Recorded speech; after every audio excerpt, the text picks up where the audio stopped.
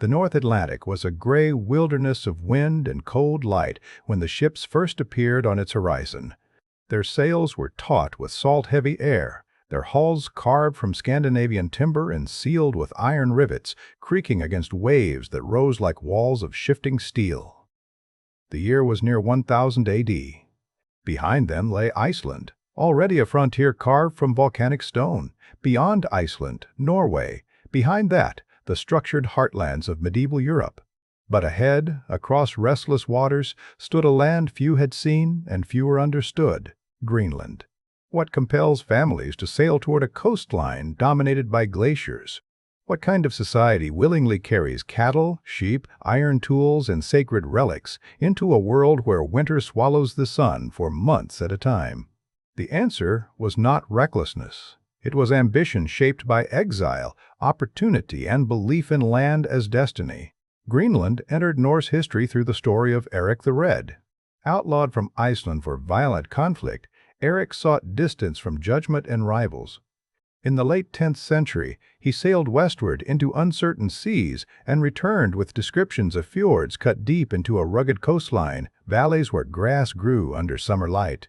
He named the land Greenland, a word chosen with calculated optimism. It promised fertility. It suggested a possibility. The name was not a lie, but it was selective. Along narrow coastal corridors, grass did grow. But beyond those strips of green rose an immense ice sheet covering most of the island, towering like a frozen continent. The promise was enough. In 985 A.D., a fleet of settlers departed Iceland. They were not merely warriors seeking plunder. They were farmers, craftsmen, women, children, entire households uprooted. They transported livestock below deck, iron tools wrapped against corrosion, timber beams stacked carefully, seeds preserved in sacks. They carried law, faith, and memory across one of the most dangerous maritime routes in the medieval world. Storms scattered the fleet. Some ships vanished, swallowed by sea and ice.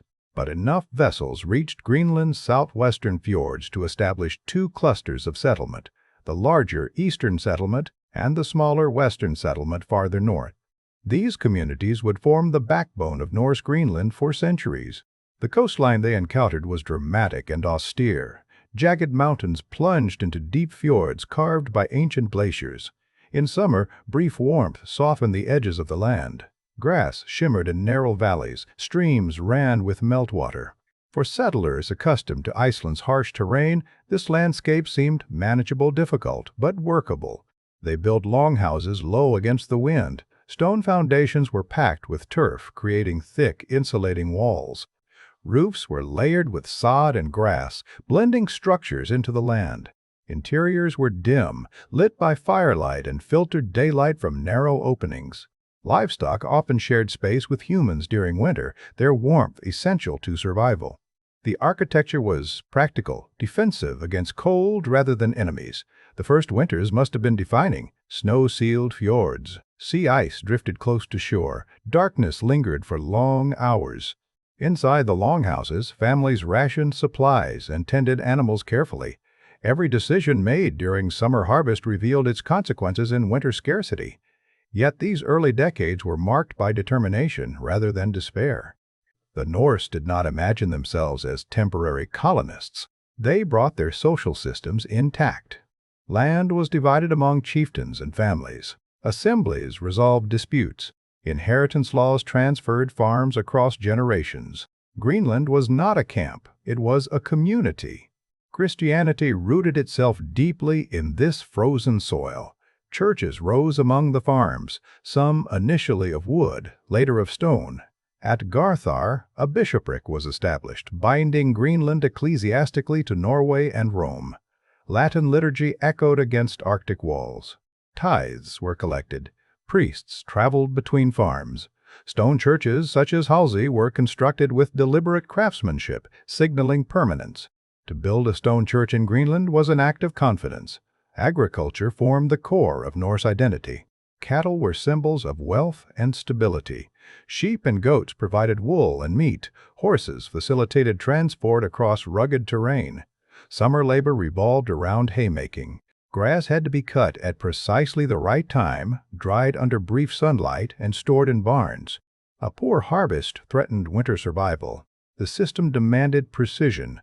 Greenland soil was thin and fragile. Overgrazing could strip hillsides quickly. Driftwood washed ashore was treasured for construction. Iron was scarce and depended on import. Every resource was finite. But in these early centuries, the balance held. The sea supplemented the land. Seal hunting provided meat and blubber. Walrus expeditions ventured north into icy waters. Walrus ivory became Greenland's economic lifeline. Tusks traveled to Europe, carved into religious objects and luxury goods. Through ivory, Greenland connected to distant courts and cathedrals. Ships from Iceland and Norway arrived irregularly but reliably enough to maintain trade. Iron bars, timber planks, and grain sacks came west. Ivory, hides, and walrus rope went east. Greenland was remote but not forgotten. Children born in the early 11th century grew into adults who knew no other homeland. They understood the fjords intimately, the migration of seals, the timing of thaw, the behavior of sea ice. They lived at the edge of the known world, but they did not perceive themselves as marginal. They were Norse. They were Christian. They were landholders in a society that, though small, functioned with order. And yet, beneath this structure lay vulnerability. The entire system depended on narrow margins, on summer grass, sufficient for winter fodder, on ships that braved Atlantic storms, on climate that allowed navigation. Greenland offered opportunity, but it offered no redundancy. A failed harvest could not be compensated by neighboring abundance. A missed trading voyage meant scarcity. Still, confidence prevailed. Stone churches stood against wind.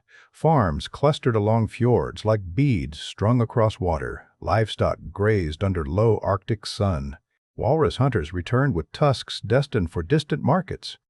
Greenland was no longer an experiment. It was a homeland. But even in these early centuries of ambition and belief, the land was quietly shaping its terms. The settlers had negotiated with stone, ice, and sea, and for generations the negotiation favored endurance. They did not yet know how fragile that balance would become. By the 13th century, Greenland's settlements no longer felt like an outpost carved from uncertainty. They felt established, anchored by generations of labor, stone churches, and carefully measured fields of hay. The eastern settlement stretched along sheltered fjords, its farms linked by narrow paths and shared obligations. The western settlement, smaller and more exposed, clung to northern valleys where grass pushed through thin soil during brief summers. Children were born who had never seen Iceland or Norway. Greenland was not a frontier to them. It was home. Yet home in Greenland was always conditional. Daily life was governed by precision. Every summer was a race against time. Grass had to be cut at its fullest, dried under fleeting sunlight, and stacked in barns before frost returned. Hay was life. It sustained cattle through winters that could last 8 months. A poor harvest meant culling livestock, reducing dairy, and narrowing survival margins. The landscape tolerated little error. Men and women worked in coordinated rhythm. Scythes moved through fields in long arcs. Children gathered smaller bundles. Sheep grazed on slopes. Goats climbed rocky edges. Cattle fed on the richest patches near fjords.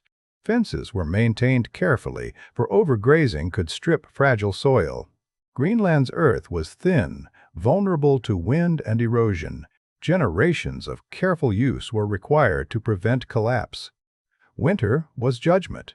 Snow sealed the valleys. Sea ice drifted into fjords, sometimes locking harbors entirely.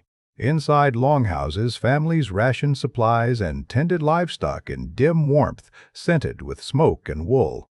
Light was scarce. Time was measured not by clocks but by endurance.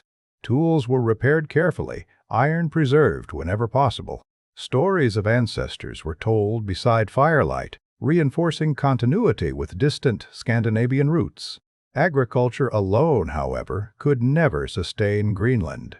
The sea became the colony's second foundation. Seal hunting was essential. Harp seals migrated seasonally, offering predictable opportunities for meat and blubber. Hunters traveled along coasts, navigating treacherous ice edges in small boats. Walrus expeditions ventured farther north into colder waters, risking storms and drifting ice for ivory. Walrus ivory was Greenland's lifeline. Tusks harvested in Arctic isolation were carved in European workshops into crucifixes, chess pieces, and luxury objects. Through ivory, Greenland was connected to markets thousands of kilometers away. Ships sailing from Norway and Iceland brought iron, timber, grain, and clergy. They carried back hides, ropes, and tusks. Trade sustained technology. Without iron imports, plows, axes, and nails would fail. For generations, this network held. The Norse in Greenland maintained strong cultural ties to Scandinavia. Law codes reflected Icelandic tradition. The bishopric at Garthar reinforced Christian authority. Stone churches stood not as improvised shelters, but as deliberate statements of belonging. Hvalsey Church, built with carefully cut stone, symbolized permanence in a landscape that offered none easily. Greenland was distant, but it was part of Europe. Yet beneath this order, subtle changes were unfolding. Climate, always decisive in the North Atlantic, began to shift gradually. The relative warmth that had favored early settlement gave way to cooler patterns. Summers shortened by small increments. Sea ice lingered longer into spring. Storms intensified. No single year brought catastrophe. Instead, marginal changes accumulated quietly. Hay yields fluctuated. Pastures showed signs of strain. Archaeological evidence reveals increasing soil erosion on some slopes, suggesting grazing pressure exceeded ecological tolerance. Cattle bones from later periods show signs of nutritional stress. Dairy production likely declined gradually. The Norse responded within their framework. Seal hunting intensified further. Diet shifted noticeably toward marine protein. Archaeological layers show a marked increase in seal bones over time. Adaptation was real, but constrained. The settlers remained committed to livestock agriculture, a system deeply tied to their identity. Meanwhile, another culture moved across Greenland's Arctic expanses. The Tula people, ancestors of modern Inuit, expanded eastward into Greenland during the 13th century. Their technologies were designed for polar survival. Dog sleds enabled winter mobility across ice. Kayaks allowed efficient marine hunting. Advanced harpoons targeted whales. Their diet relied heavily on marine mammals, and their social structures adapted fluidly to seasonal movement. The contrast between Norse and Thule survival strategies was profound. The Norse invested in permanence: farms, barns, churches, fenced fields. The Thule embraced mobility and marine specialization. Archaeological evidence suggests limited interaction between the groups, perhaps small-scale trade, but their systems remained largely distinct. As climate cooling deepened, this distinction became critical. By the 14th century, the early phases of what historians call the Little Ice Age were evident. Sea ice expanded across shipping lanes. Navigation windows narrowed. Fjords froze longer. Storm frequency increased. A missed voyage from Norway was no longer an inconvenience. It was a crisis. External pressures compounded environmental strain. In Europe, demand for walrus ivory declined as African elephant ivory entered markets via new trade routes. Greenland's primary export lost value. At the same time, the Black Death ravaged Norway beginning in 1349, killing perhaps half its population. Administrative attention to distant Greenland weakened. Fewer ships sailed west. Isolation intensified. Without reliable trade, iron supplies dwindled. Timber for ship repair became scarce. Grain imports declined. Greenland, once connected to Europe through commerce and faith, found itself increasingly cut off. The Western settlement appears to have faltered first. Archaeological evidence suggests abandonment by the mid-14th century. Houses were vacated. Livestock numbers dropped. There is no evidence of violent destruction, only gradual absence. The eastern settlement endured longer. Farms persisted. Churches remained active. But contraction is visible in the archaeological record. Abandoned outlying farms, reduced cattle herds, increased marine reliance. Inside longhouses, conversations must have shifted. Hay yields compared across years, seal migrations discussed anxiously. Rumors of ships delayed or lost. The system still functioned, but with tightening margins, and still, they believed they could endure. For centuries, they had negotiated successfully with land and sea. They had survived storms, poor harvests, and isolation before. Faith reinforced resilience, community-bound families together. Stone churches stood firm against Arctic wind. Yet beneath that endurance, pressures continued to mount. Quiet, cumulative, relentless. The edge of the world was sharpening, and the balance that once felt secure was beginning to tilt. By the late 14th century, Greenland's Norse world had grown quieter. The fjords still reflected the sky with serene indifference. Mountains still stood immovable above the narrow bands of grass where livestock grazed. Churches still rose from the earth in stone and turf. Yet something essential had shifted. The settlement that had once felt anchored to Europe was drifting toward isolation. The Western settlement had already fallen silent. Archaeological traces suggest it was abandoned sometime in the mid-1300s. Farms that once sustained families were left untended. Longhouses decayed slowly under snow and wind. Livestock bones indicate nutritional stress in the final years, as if winter fodder had become dangerously scarce. There is no sign of massacre, no evidence of sudden catastrophe. Instead, the disappearance appears gradual like breath fading in cold air. The eastern settlement endured longer. It was larger, more resilient, and better connected to trade routes. Stone churches remained active. The bishopric at Garthar persisted, though likely with reduced resources. But endurance had limits. Climate cooling intensified in the 15th century. Sea ice increasingly choked the waters between Greenland and Iceland. Navigation seasons shortened unpredictably. Ships from Norway became rare, then rarer still. Without regular imports, iron tools broke beyond repair. Timber for shipbuilding and structural reinforcement was scarce. Grain supplies dwindled. The fragile economic network that had sustained Greenland for centuries frayed thread by thread. Trade decline was not a singular event, it was a narrowing corridor. At the same time, European demand for walrus ivory collapsed further. Elephant ivory from Africa had become more accessible and desirable. Greenland's primary export lost value in markets it depended upon. The incentive for merchants to risk Atlantic voyages diminished. Isolation deepened into abandonment. Archaeological evidence from the eastern settlement shows contraction. Outlying farms were vacated. Cattle numbers declined. Seal remains dominate later deposits, indicating heavy reliance on marine hunting. This shift reflects adaptation, but also desperation. Seal hunting required access to open water. Expanding sea ice complicates that access. Hunting at the ice edge became more dangerous. A single failed season could cascade into famine. Inside the longhouses during these final decades, the atmosphere must have changed. Hay stores measured more anxiously. Livestock culled earlier in winter. Repairs postponed for lack of materials. The priest at Hvalsey Church likely continued liturgy, even as congregation shrank. Faith endured, even as certainty weakened. The last written record from Norse Greenland dates to 4208, a marriage ceremony at Hvalsey Church. It is an ordinary document, devoid of warning. A wedding implies hope, continuity, and community life. And then, nothing. No chronicle of disaster, no farewell letter, only silence. What followed remains one of medieval history's most enduring mysteries. Some scholars suggest gradual immigration. Perhaps ships that did arrive carried families back to Iceland. As the population thinned, sustaining communal structures would have grown increasingly difficult. A bishop without congregation, farmers without neighbors, hunters without coordinated support. Such a society becomes unsustainable. Others argue famine played a decisive role. Climate cooling, combined with eroded soil and trade collapse, may have reduced agricultural output beyond recovery. Sea ice blocking seal migration could have compounded scarcity.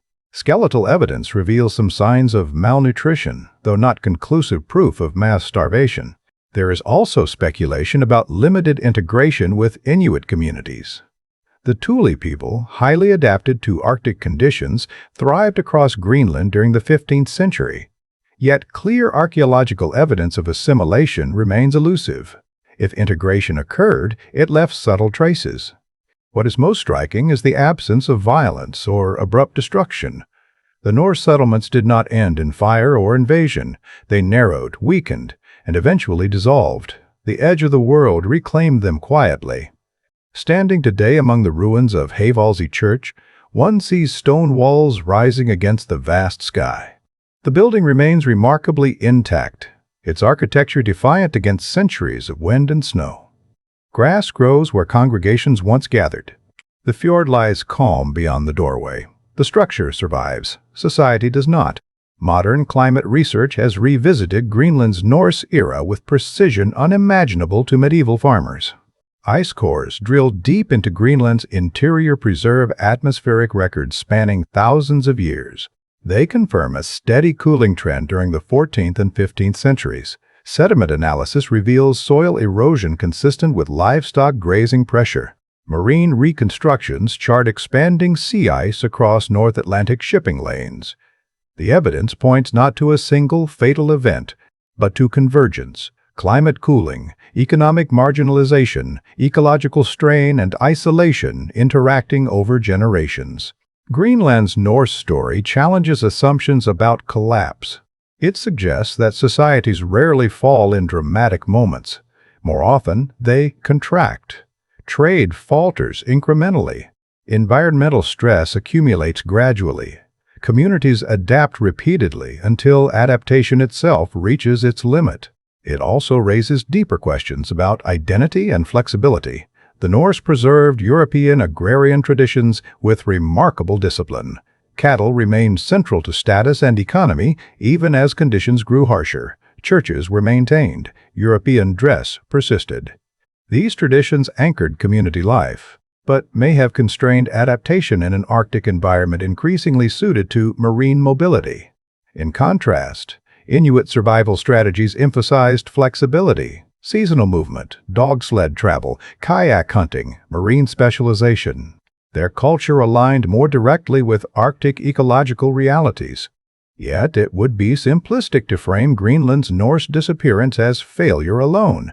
For nearly 5 centuries they endured, without engines, without modern forecasting, without industrial infrastructure. They crossed one of the world's most dangerous oceans and built functioning communities at extreme latitudes. They integrated into global trade networks. They maintained spiritual and social continuity thousands of kilometers from continental centers. Few medieval societies achieved such longevity under comparable isolation. The fjords that once echoed with livestock and church bells now lie silent. But silence is not erased. The ruins testify to ambition at the limits of possibility. They remind us that endurance can coexist with fragility. Today, as climate patterns shift once again across the globe, Greenland's vanished settlements resonate with unsettling relevance. The Norse faced gradual cooling. Modern societies confront warming. They depended on trade networks vulnerable to disruption, so do we. They balanced identity against adaptation, so do we. Greenland 1000 AD was more than a colony. It was an experiment in living at the edge of environmental tolerance. For centuries, that experiment succeeded. Fields produced hay, ivory sustained trade, faith anchored the community. Then margins narrowed, ships stopped arriving, pastures yielded less, farms emptied. Stone churches stood alone against the Arctic wind. The disappearance of Norse Greenland was not thunderous. It was quiet. And perhaps that quiet ending carries the most profound lesson. Civilizations do not always collapse in spectacle. Sometimes they fade, leaving only walls and questions. On the far rim of the medieval world, between glacier and sea, a people once built, prayed, traded, endured, and then, gradually, they were gone. Yet their story remains, etched in stone, preserved in ice, carried by wind across silent fjords, reminding us that even at the edge of the world, human ambition can flourish for centuries before yielding to forces larger than itself.